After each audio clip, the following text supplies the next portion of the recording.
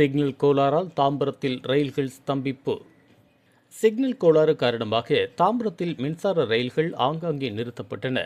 செங்கல்பட்டிலிருந்து தாம்பரம் வழியாக சென்னை கடற்கரை வரை செல்லும் மின்சார ரயில் வழித்தடத்தில் சிக்னல் கோளாறு ஏற்பட்டதால் கடந்த 30 நிமிடத்திற்கு மேலாக பெருங்குளத்தூர், வண்டலூர், ஊரப்பாக்கம் பகுதிகளில் மின்சார ரயில்கள், சென்னை செமி எக்ஸ்பிரஸ் ரயில்கள் நிறுத்தி வைக்கப்பட்டுள்ளன.